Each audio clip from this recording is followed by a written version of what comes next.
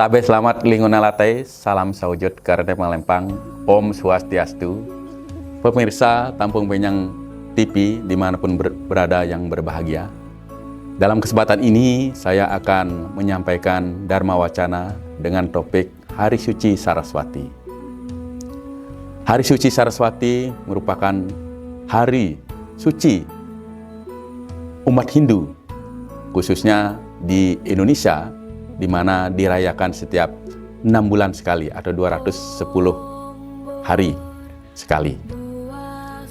Di mana perayaan Hari Suci Saraswati atau Hari Raya Saraswati itu berlandaskan pada adanya keyakinan akan Tuhan yang Maha Kuasa dalam manifestasi beliau sebagai ilmu pengetahuan atau penguasa ilmu pengetahuan, sehingga yang disebut dengan Dewi Saraswati.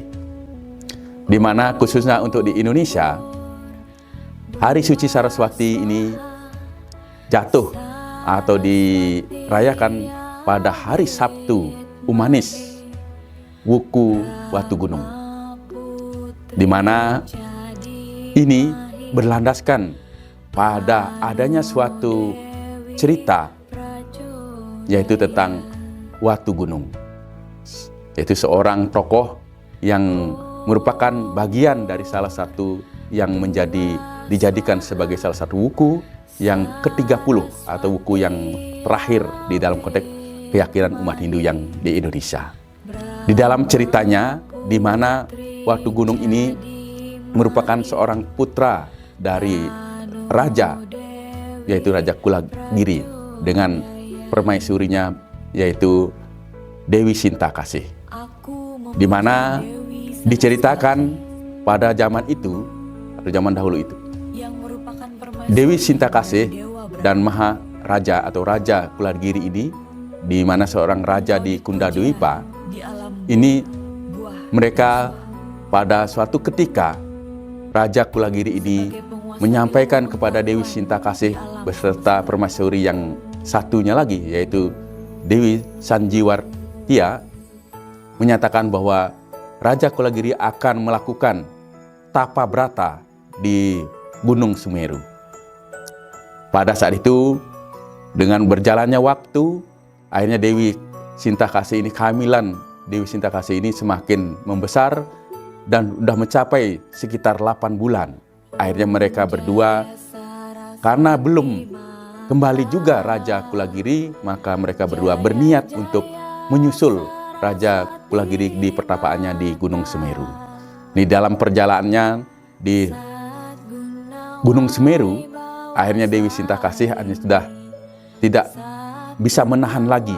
Akhirnya di situ hanya beliau melahirkan, kebetulan tepat berada di atas batu yang datar, dan pada saat lahir inilah Watu Gunung atau bayi dari Sintakasih ini, dia jatuh di atas batu sehingga batu itu ternyata pecah menjadi 2 bagian. Nah, kemudian datanglah Dewa Brahma memberikan berkat kepada anak atau putra dari Dewi Sintakasih ini dengan nama I Watu Gunung, dan beliau menyatakan bahwa I Watu Gunung kedepannya akan menjadi seorang yang sakti mandraguna dan tidak bisa dibunuh oleh manusia, dewa, detia di siang hari maupun di malam hari dan seterusnya. Sehingga inilah anugerah yang diberikan oleh Dewa Brahma. Kemudian selanjutnya I Watu Gunung atau Ki Watu Gunung dalam konteks yang lain menyatakan pertumbuhan semakin cepat karena beliau sakti. Dari umur dari 3 bulan sudah bisa mulai makan, tapi makanannya atau makannya itu melampaui atau melebihi dari orang yang berumur 3 bulan. Makannya banyak sehingga pada suatu ketika Dewi Sintakasih sedang memasak di dapur, kemudian datanglah I Watu Gunung ini untuk meminta makanan. Kemudian datanglah ke dapur dan memakan semua yang ada di dapur kecuali yang ada di tungku. Oleh sebab itu Dewi Sintakasih marah dan akhirnya Dewi Sintakasih mengambil sendok nasi kayu, kemudian yang memukul Iwatu Gunung di kepalanya, dan akhirnya kepala Watu Gunung berdarah, Watu Gunung menangis, dan akhirnya dia meninggalkan kerajaan dari Kundadwipa. Selama perjalanan Watu Gunung diceritakan, dia semua karena kesaktiannya, dia semua merusak desa yang dilaluinya. Dan akhirnya pada saat itu Watu Gunung dia memiliki semakin tumbuh besar dan akhirnya pada saat dewasa dia memiliki kekuatan yang semakin luar biasa, dan akhirnya dalam 27 hari dia bisa menguasai 27 kerajaan atau menundukkan 20 kerajaan. Kemudian atas saran dari bawahannya, jadi Iwatu Gunung ini kemudian dia menundukkan raja atau Dewi Ratu dari Kundadwipa yang tidak lain adalah ibunya. Namun Watu Gunung tidak mengetahuinya. Dengan pada saat itu siapapun yang bisa mengalahkan ratu itu maka dia akan menjadi suaminya. Sehingga pada saat itu kedua ratu yang ada di Kundadwipa ketika setelah ditundukkan oleh Watu Gunung akhirnya menjadilah istri dari Iwatu Gunung. Nah, diceritakan selanjutnya pada saat itu kedua yaitu Dewi Sintakasih dan bersama Sanjiwartia dia sedang mencari kutu di kepala Iwatu Gunung. Pada saat itu mereka berdua melihat bekas luka yang berada di kepala Iwatu Gunung. Pada saat itulah mereka merasa bersalah dan mengetahui bahwa Iwatu Gunung itu tidak lain adalah putra dari Dewi Sintakasih sendiri, dan karena merasa bersalah, merasa berdosa dengan kejadian tersebut, karena sudah menikah dengan anaknya sendiri atau putranya sendiri, maka Dewi Sintakasih memohon kepada Iwatu Gunung. Karena Dewi Sintakasih ingat apa yang dinyatakan oleh Dewa Brahma bahwa Iwatu Gunung hanya bisa dikalahkan oleh Dewa Wisnu dalam wujud kura-kura. Nah, oleh sebab itu akhirnya Sintakasih atau Dewi Sintakasih memohon pada Iwatu Gunung untuk mencarikan dia madu, yaitu Dewi Laksmi yang tidak lain adalah istri dari Dewa Wisnu. Mendengar hal itu akhirnya Iwatu Gunung setuju, dan akhirnya beliau datang untuk meminta atau menginginkan untuk menjadikan Dewi Laksmi sebagai istrinya. Namun pada saat itu Dewa Wisnu menjadi marah. Nah, pada saat marah akhirnya Dewa Wisnu menjelma menjadi kura-kura dengan berkepala cakra dan berbadan naga. Pada saat itulah mereka terjadi perperangan antara Iwatu Gunung dengan Dewa Wisnu. Akhirnya kalahlah Iwatu Gunung ini. Nah, kalahnya Iwatu Gunung ini itu menyimbolkan atau dimaknai sebagai keruntuhan dari Iwatu Gunung. Nah, pada saat itulah di dalam konteks keyakinan agama Hindu, umat Hindu itu bertepatan dengan hari Minggu atau Redite Kliwon Wuku Watu Gunung. Nah, itu. Kemudian keesokan harinya itu dinamakan hari Senin atau Somo Umanis. Somo Umanis yang di situ atau Somo Candu Watang. Artinya kenapa pada saat itu keesokan harinya pada hari Senin itu dinyatakan bahwa Iwatu Gunung sudah menjadi mayat. Gitu. Nah, kemudian keesokan harinya pada hari Selasa itu Dewa Wisnu menarik atau menyeret mayat Iwatu Gunung. Maka pada saat itu hari Selasa itu dinyatakan dalam konteks agama Hindu diyakini sebagai Anggaru Pait-Paidan. Kemudian keesokan harinya hari Rabu Pon itu akhirnya datanglah Resi Buddha itu. Dia memohon kepada Dewa Wisnu untuk mengampuni, untuk menghidupkan kembali Iwatu Gunung. Pada saat itulah diyakini pada hari Rabu itu sebagai Buddha Urip. Karena pada saat itu Iwatu Gunung ini dihidupkan kembali oleh Dewa Wisnu. Kemudian keesokan harinya itu dinyatakan sebagai hari Uraspati Wage Peneteg. Artinya pada saat itu Iwatu Gunung yang setelah dihidupkan lagi, beliau beristirahat. Beristirahat karena ibaratnya seperti orang yang baru bangun tidur, lalu dia secara beristirahat, artinya menetegkan diri atau menganukan diri ya, supaya tidak langsung tidak melakukan sesuatu, tetapi dia menetegkan diri atau dia menenangkan diri setelah dia dihidupkan kembali oleh ini. Kemudian pada hari Jumatnya, yaitu Jumat Kliwon, maka pada saat itu dinyatakan Iwatu Gunung ini memohon pengampunan, menyadari atas kesalahannya, atas dosa-dosa yang telah dilakukan. Maka pada saat itu dia menyampaikan permohonan maaf, dan pada saat itulah disebut dalam konteks agama Hindu sebagai Jumat atau Sukru Kliwon Pengredean. Artinya pada saat itu pemohon ampunan kepada dewa ini menyadari kesalahannya. Nah, kemudian pada hari Sabtu Umanis sebagai puncak dari Watu Gunung, inilah yang disebut dengan Hari Saraswati, di mana pada saat ini Iwatu Gunung dinyatakan mendapatkan pengetahuan setelah dia memohon ampunan, menyadari kesalahannya, lalu dia mendapatkan pengetahuan tentang segala sesuatunya, tentang pengetahuan yang baik terkait dengan dalam konteks proses kehidupan, sehingga pada saat itulah dinamakan hari waktu itu suci Saraswati, yaitu pada saat hari Sanisare atau hari Sabtu Umanis Wuku Watu Gunung.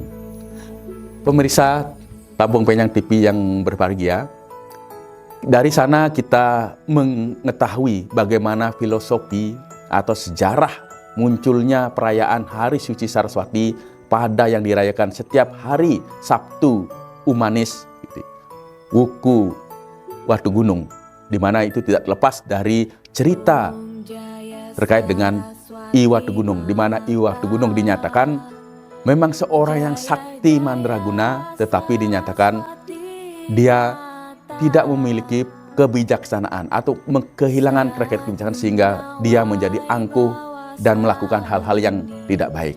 Ini menyimbolkan bahwa adanya dalam konteks kehidupan manusia, kita memiliki yang disebut dengan avidya, yaitu pengetahuan yang salah atau tanpa pengetahuan yang benar.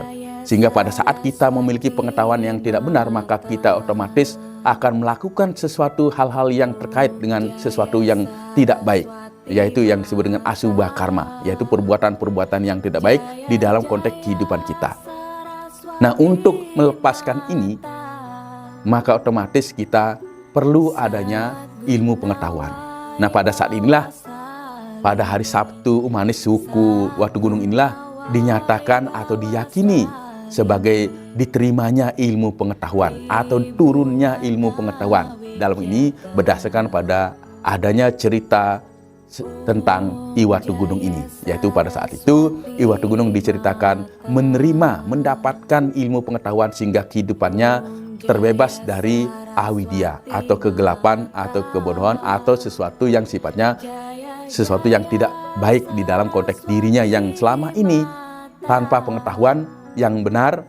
Beliau akhirnya menjadi seorang raja, menjadi seorang yang angkuh, menjadi seorang yang melakukan hal-hal yang tidak baik. Akhirnya beliau menyadari, dan pada saat itulah beliau mendapatkan pencerahan atau pengetahuan terkait dengan bagaimana di dalam konteks kehidupan sehingga menjadi orang yang sempurna, yaitu sakti dan memiliki pengetahuan serta memiliki kebijaksanaan di dalam konteks kehidupan. Nah, Saraswati ini, Bapak Ibu umat sedharma Tabung Penyang TV yang saya hormati, yang berbahagia, di mana kalau kita melihat dari ajaran agama Hindu secara umum, bahwa Saraswati ini merupakan simbol, merupakan manifestasi ide Sang Hyang Widiwasa, Tuhan Yang Maha Esa, dalam prabawa beliau atau dalam kemahakuasaan beliau sebagai penguasa ilmu pengetahuan. Saraswati ini sendiri disimbolkan dengan seorang wanita cantik dengan 4 lengan, kemudian dari 4 lengan itu masing-masing memegang kitab, memegang wina, alat musik, kemudian ada memegang genetri, dan ada yang memegang yang sifatnya terkait dengan kalau di dalam konteks secara Hindu secara umum ada yang memegang lotus gitu, atau bunga teratai. Nah, dua tangan yang berada di posisi belakang ini menyimbolkan bahwa kuasa Tuhan di alam yang niskala, artinya di luar alam nyata, artinya alam yang di luar alam nyata, atau di dalam konteks Hindu disebut dengan alam niskala. Kemudian dua tangan di depan menunjukkan kekuasaan Tuhan di dalam alam nyata. Artinya bahwa Tuhan ini adalah merupakan manifestasi sebagai Dewi Saraswati, sebagai penguasa ilmu pengetahuan. Beliau memiliki kuasa ilmu pengetahuan, baik itu pengetahuan yang di alam tidak nyata maupun di alam nyata. Merupakan semua itu adalah kekuasaan dari Ida Sang Hyang Widi atau Tuhan yang Maha Kuasa.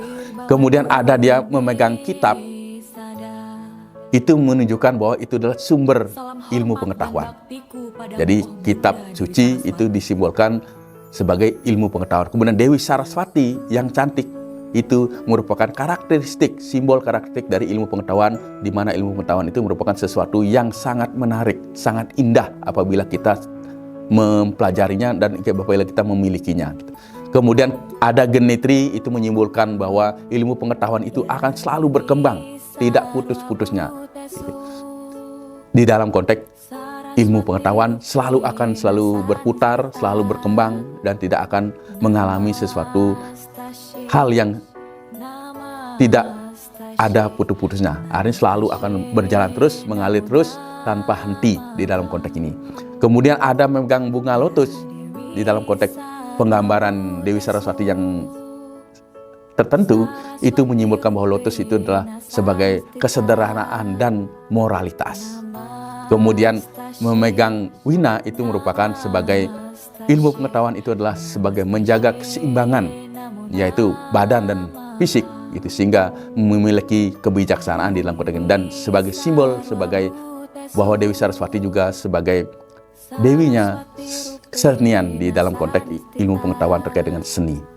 Nah, kemudian ada angsa, itu menyimbolkan sebagai bahwa dengan adanya ilmu pengetahuan itu manusia akan mendapatkan pengetahuan yang akhirnya akan mampu membeda-bedakan yang mana yang baik, mana yang tidak baik, sehingga akan bisa memilih perjalanan atau perbuatan yang baik ketimbang perbuatan yang tidak baik, yang disebut dalam konteks Hindu disebut dengan wiweka, yaitu mampu membela-belakan mana yang baik, mana yang tidak baik.